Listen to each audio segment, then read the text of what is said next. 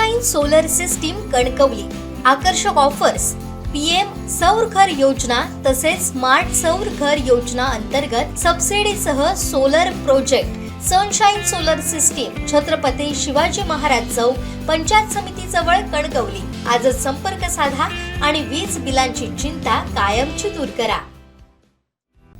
आरोग्य यंत्रणेच्या चुकीच्या उपचारामुळे आपल्या वडिलांचा मृत्यू झाल्याचा आरोप वेंगुर्ला तालुक्यातील कोचरा शेळपी भागातील महेश राणे यांनी केलाय। आपल्या वडिलांचा बोगस आणि बनावट HIV रिपोर्ट करून तब्बल 4 वर्ष त्यांच्यावर उपचार केलेत आणि यातच त्यांच्या दोन्ही किडन्या फेल होऊन त्यांना ब्रेन स्ट्रोक येऊन त्यांचा मृत्यू झालाय। यामुळे त्यांच्या मृत्यूला आरोग्य यंत्रणा कारणीभूत असल्याचा आरोप महेश राणे यांनी करत कठोर कारवाईची मागणी केली आहे।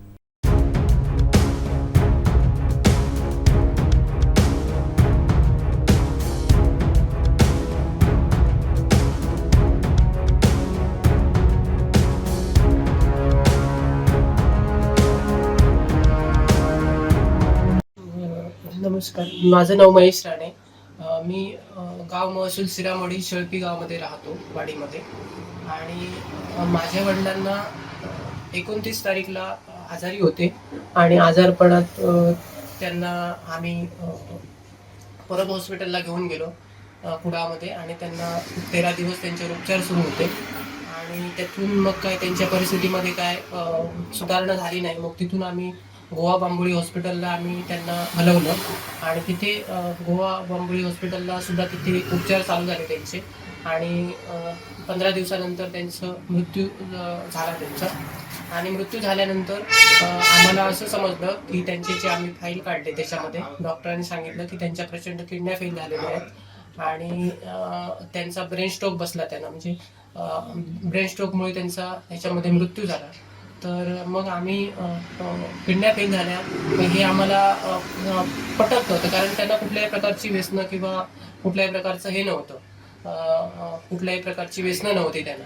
मग आम्ही याची संपूर्ण सखोल चौकशी केली तर मृत्यूच्या दुसऱ्या दिवशी आम्हाला समजलं की एक त्यांच्या बास्केटमध्ये एक HIV त्यांच्या गोळ्या होत्या आणि त्या गोळ्या आम्हाला दुसऱ्या दिवशी समजल्या, मृत्यू झाल्याच्या दुसऱ्या दिवशी। आणि ते आम्ही त्याची चौकशी केली तर त्याच्यामध्ये बाबांच्या बॅगमध्ये एक बुकलेट आढळलं। ते ओरोस हॉस्पिटलचं HIV बुकलेट होतं आणि त्या HIV बुकलेटवर त्यांच्या जे काही उपचार चालू होते ते बुकलेट त्याच्यामध्ये संपूर्ण त्याच्यामध्ये मेन्शन होतं। आणि त्याच्यानंतर आम्हाला समजलं की याच्यामध्ये HIV हे असं निदान झालेलं आहे ओरोस हॉस्पिटलमधून। आणि नंतर ह्याच्यानंतर आम्हाला हा धक्काच बसला, कारण आम्हाला हे पटतच नव्हतं की माझ्या वडिलांना HIV झाला होता।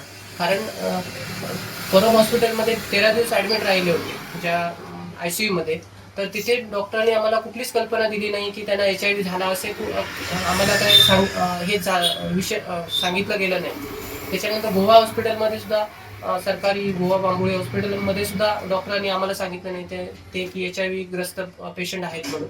मग आम्हाला एवढा धक्का बसला की मग ह्या सरकारी हॉस्पिटल सिंधुदुर्ग जिल्ह्याच्या सरकारी हॉस्पिटलमध्येच यांची जी ट्रीटमेंट चालू होती 2022 पासून, जे 2 बुकलेटवर 2022 सन हे होतं साल, आणि मग 2000 ह्या 4 वर्षामध्ये त्यांचा गोळ्या घेऊन एवढा प्रचंड त्यांच्या किडनीवर परिणाम झाला। म्हटलं मग आम्ही म्हणालो, आम्हाला वाटायला लागलं की एवढा मग त्रास कसा काय झाला त्यांना HIVचा, मग ह्यांनी आम्हाला का कल्पना दिली नाही जर होता असेल तर पत्नी मुलांना, कारण पत्नी मुलांची आमची आईची आमची कोणाचीच त्यांनी टेस्ट घेतली नाही, आम्हाला कुठलीच कल्पना दिली नाही। मग मी त्यांना RTI खाली उत्तर इथपर्यंत त्यांच्याकडे हॉस्पिटलमध्ये गेलो, सरकारी हॉस्पिटलमध्ये ओरोसच्या, आणि तिथून त्यांना मी काही प्रश्न विचारले तर त्यांच्याकडे काही समाधानकारक उत्तरं मिळाली नाही। त्यांनी उडवाउडीची उत्तरं दिली आणि त्याच्यानंतर त्यांनी सांगितलं आम्हाला की जागृती फाउंडेशन ओसरगावची ह्यांनी मापन गावामध्ये कॅम्प घेतला होता आणि त्याच्या मार्फत आम्हाला हे पेशंट आले होते। मग तिथे सुद्धा आम्ही सावंतवाडीची रुग्णालयाची पण 2 माणसं आली होती त्या कॅम्पमध्ये, मग तिथे पण आम्ही जाऊन चौकशी केली, त्यांनी पण उडवाउडीची समाधानकारक उत्तरं दिली नाही। त्याच्यानंतर मी जागृती फाउंडेशन ओसरगाव यांच्या ऑफिसला पण गेलो, तिथे पण त्यांच्याकडे काही समाधानकारक उत्तरं मिळाली नाही।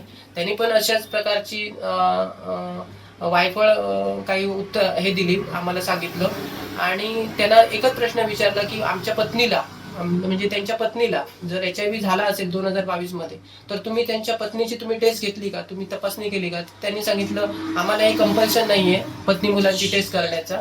त्याच्यामुळे त्यांनी सांगितलं की आम्हाला माझ्या घरात काही कळवायचं नाही.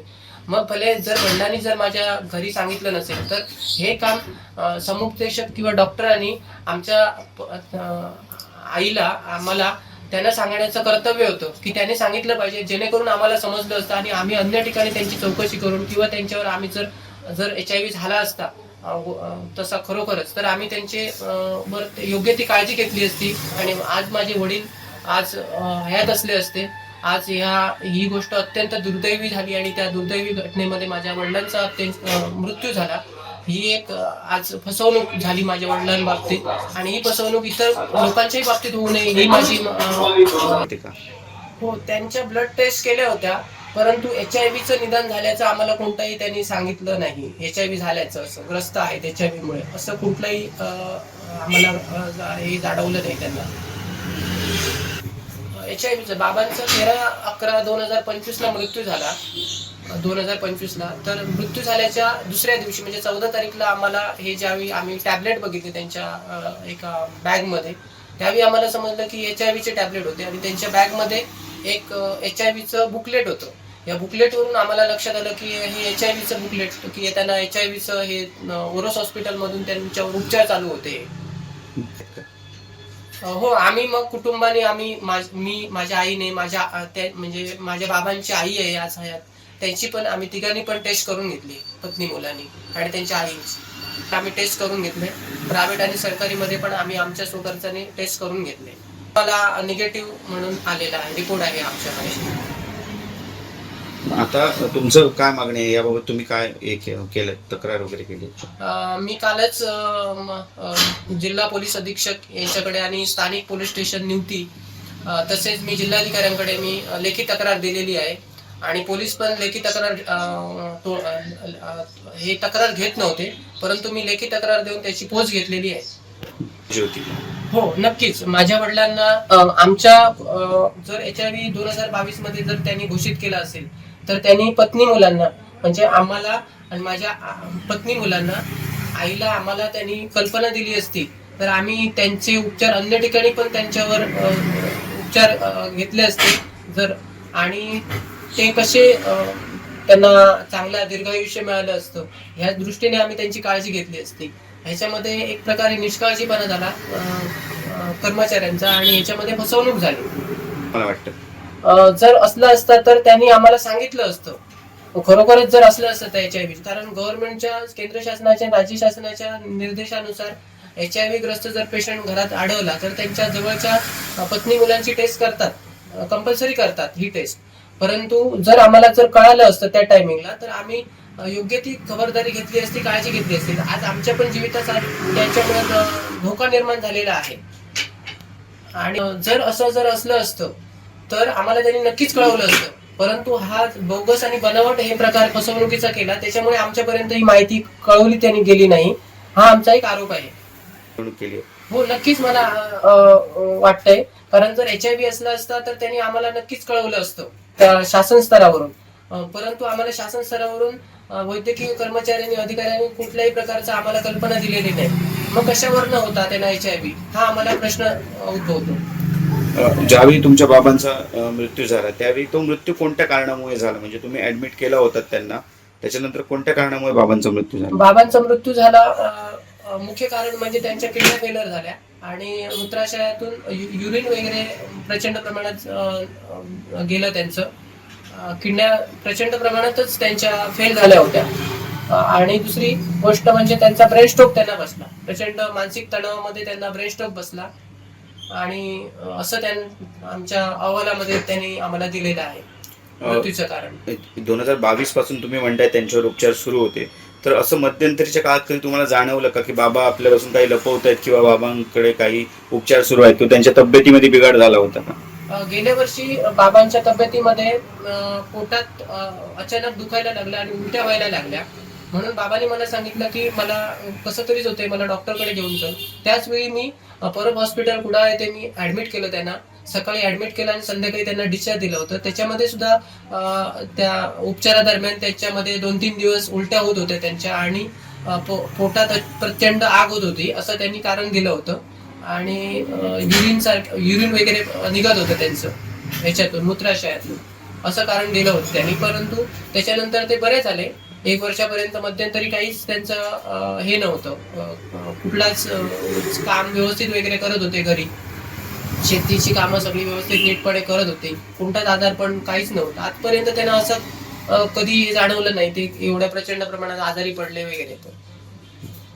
तर मागणी आहे माझी सरकारकडे आमची हात जोडून विनंती आहे की माझ्या वडिलांचा हा निष्काळजी, सरकारी यंत्रणेच्या निष्काळजीपणामुळे माझ्या वडिलांचा मृत्यू झाला. आणि जर कल्पना जर असली असती आम्हाला, तर माझे वडील आज नक्कीच हयात असले असते. आज आम्ही आमच्या कमी वयामध्ये आम्ही आमचं पितृत्व गमावलं. आणि माझी आई पण आज आम्ही अनाथ पडलो. माझे वडील आज कुठेतरी 60 वर्षाचे परत होते, परंतु एवढे निरोगी होते की आम्ही आज आमच्या वडिलांना गमावलं आम्ही.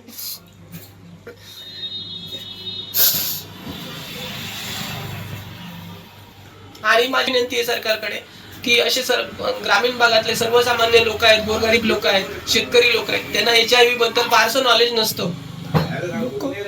त्यामुळे असे कित्येक लोकांचा हे निर्दयीपणे लोकांच्यावर, काही लोकांवर असे उपचार सुरू असतील चुकीच्या पद्धतीने. माझे वडील गेले, पण इतरांचे तरी लोकांचे प्राण वाचावेत ही माझी अपेक्षा आहे आणि आम्हाला एक न्याय मिळवून द्यावा. जर योग्य पद्धतीने मी जिल्हा पोलीस अधीक्षकांकडे लेखी तक्रार दिलेली आहे, स्थानिक पोलीस स्टेशन ड्युटी येथे लेखी तक्रार दिलेली आहे, अधिक मी जिल्हाधिकाऱ्यांकडे लेखी तक्रार दिलेली आहे. मला अपेक्षित आहे की आम्हाला योग्य न्याय मिळावा आणि याच्यामध्ये कोण दोषी असतील, जे अधिकारी किंवा संबंधित आहे, जाणून बुजून काही लोकांनी संगमताने हे कारस्थान केलं आहे का माझ्या वडिलांच्या बाबतीत, ह्याची चौकशी करावी. आणि त्याच्यातून आम्हाला जनतेसमोर आणि आमच्यापर्यंत सरकारने आम्हाला संपूर्ण कशा पद्धतीने काय हे झालं याची आम्हाला संपूर्ण समोर माहिती ठेवावी, कोण दोषी आहेत ते. दुसरा एक प्रश्न आहे की ज्यावेळी तुम्ही त्यांना ऍडमिट केलं होतं त्यावेळेचे तुमच्याकडे ब्लड रिपोर्ट त्यांचे आहेत का?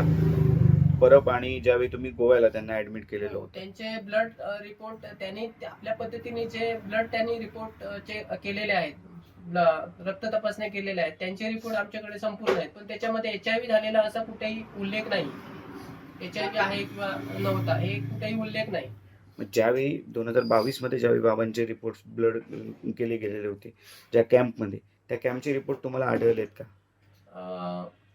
त्याच्यामध्ये ब्लडचे रिपोर्टच नाही आहेत. आमच्याकडे बुकलेट आहे बाबांच्या बॅगमध्ये जे, पण त्याच्यामध्ये HIV चे रक्त तपासणीचे हे नाही आहेत, निगेटिव्ह असल्याबाबतची. बाकी HIV ची ट्रीटमेंट असल्याबाबत त्यांची बुकलेट मध्ये उल्लेख आहे, गोळ्या घेतल्याचे. त्याच्यात रिपोर्ट कोणतेही नाहीत, अधिकृत काही रक्ताचे रिपोर्ट नाहीये त्याच्यामध्ये, अधिकृत असे रिपोर्ट नाहीये.